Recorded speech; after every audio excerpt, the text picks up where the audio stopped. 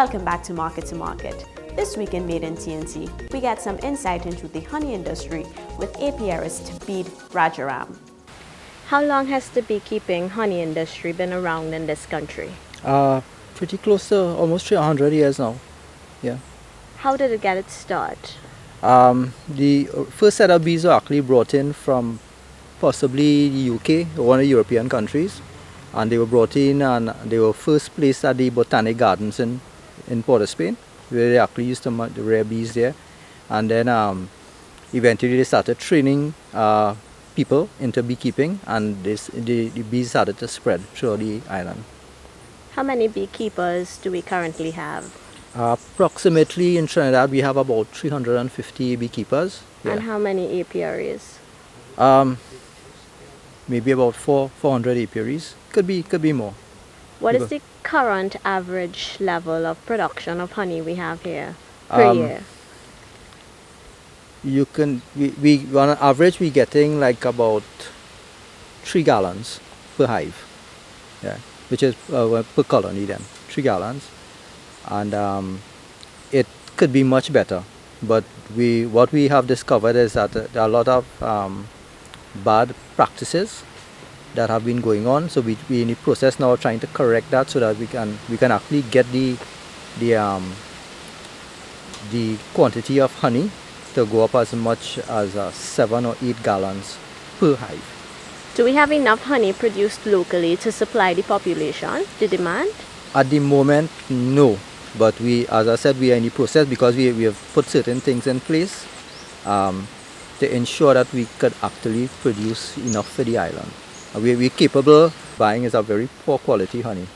And in some cases, what they buy as honey, in fact, is not honey. It is actually something called honeydew, which comes basically from the Manzanilla, Mayaro area, Sandy Grande as well. So we're in our process right now of trying to grade the honeys. We've sent away some samples to Florida, and we should get the results back sometime this month. So we will be in a better position to say, well, look, this is a grade A, grade B, grade C honey, so that you can now put the honey to different uses. Like a grade C honey, you could probably use it in bakeries, even making cookies or breads, cakes, that sort of thing. And the higher quality honeys would be for the health shops. So in general, though, the level of honey or the quality, the grade of honey that we're getting here right now is at what level you would say, without getting the results back from Florida? We have, Trinidad has been fortunate in that we have a variety of honeys. In fact, we have one of the best quality honeys in the world. A lot of people are not even aware of that fact, because we used to enter the London Honey Show, which is to be held in Kensington every year, usually around October, November. And in 1999, we won Best Honey in the World because we had entered our open class category. The following year, we repeated it again, and we won Best Honey in the World. And we actually brought back something called the Hender Cup, which is the main prize. And it was very historic in the sense that that cup had never left the shores of the United Kingdom before. So like when it came to Trinidad, it was actually history as well. What contributes to good quality honey? The variety of forage that we actually have in Trinidad contributes to that. Let's say in a European or North American country, the forage is basically what you call monofloral, where the bees would feed basically on just one flower type. In Trinidad, we have a variety of because of the tropical vegetation that we have within a square mile, you could get maybe about 200-300 different species of trees. So that actually contributes to the flavors and the aromas that we actually have. Tell us about beekeeping and how it works. What's the process like? All right, the process begins with actually getting the bees. You can actually purchase bees from other beekeepers who have been in it for a while, or you can actually go and collect wild hives. We have quite a number of wild hives in the country. The last estimate I got was through the government, they actually killed about 3,000 colonies for the year. That was the last estimate. I don't know, that was several years back, so I'm not even sure if it has gone up or it has gone down. But in any case, it's a lot. It is more than is necessary. It really should not have been killed in the first place. After you collect your hive, you have to put them in boxes, and the boxes are basically made up of it's a very deep box called a brood box, where the queen is usually restricted, and she does all her laying in that area. Hence the reason for calling it a brood box. Above that, we have another box called the super, where the workers actually store honey, and that is the area that we actually extract honey from. So like we will put several supers, one on top of the other. When the bees fill it out, we can now take that honey once it is properly sealed, because it has to be properly sealed. Some beekeepers have been taking out the honey when it's not properly cured then, right? We usually take it out when it's close to about 100% sealed, and from that point we actually extract it, give it an extractor, and all you do is bottle your honey, just filter and bottle. Can anybody become a beekeeper? Yes, but again we have certain constraints in that because of the African bees in Trinidad, laws were passed that it has to be approximately 200 meters away from the nearest home or the nearest roadway. So that previously in the old days where people actually had like about 100 colonies in the back of their house, that is not possible now because of the defensive nature of the bee. You can't have a backyard apiary. No, it is possible, but it requires a very skillful beekeeper to do that. What are some of the challenges faced by the beekeeping industry? The number one challenge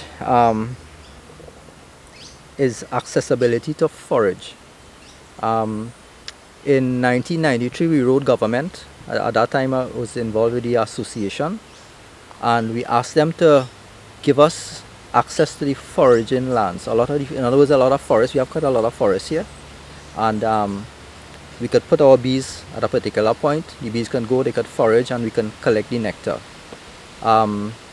In approximately 1997, that government said, okay, we will give you the lands, or access to the forage, I should say, not give us the lands, because we don't really need the lands. From 1997 to now, which is 16 plus years, we have not got a piece of land.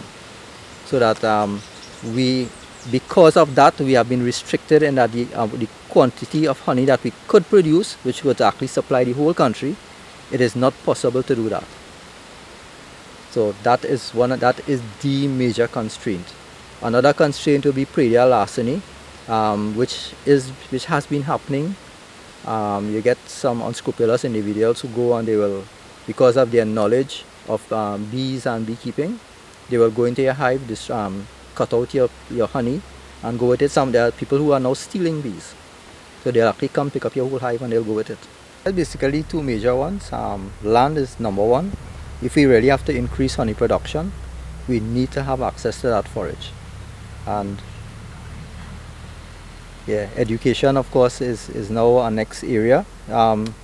What we have discovered is that the average person on the street, the average consumer, is not really knowledgeable about honey. They think it's just a sweetener, not even a sweetener.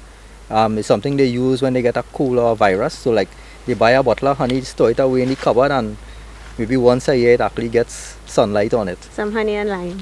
Yeah, honey and lime. That's a regular thing. But there's more to it than that. Honey has vitamins, it has minerals in it, it has natural antibiotics in it, hence the reason why people use it when they get a cold or a virus.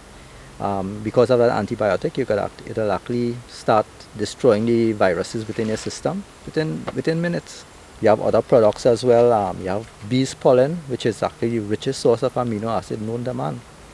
1 teaspoon of bees pollen has more protein in it than a pound of beef.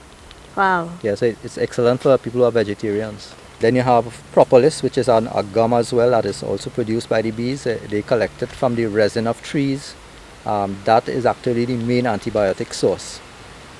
And they actually use it to seal the inside of their hive, and anything that gets inside that they can't remove, they will actually propolize it. So like sometimes a big beetle might get inside, or even a rat, when it does happen.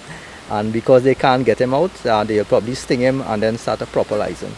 So like there is actually no smell. It actually encapsulates it and destroys all the bacteria. They've actually done experiments with corn seeds where they had a control, two sets of corn, one of which they placed inside of a beehive and the other one they left outside.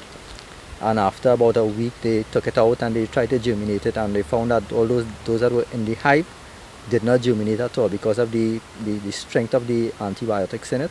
It actually destroyed the seeds. So anything that's living in there, it will actually destroy it, but the control all go. A lot of supermarkets have been complaining they can't get honey, although they seem to be getting foreign honey, which is illegal by the way, and it's on their shelves.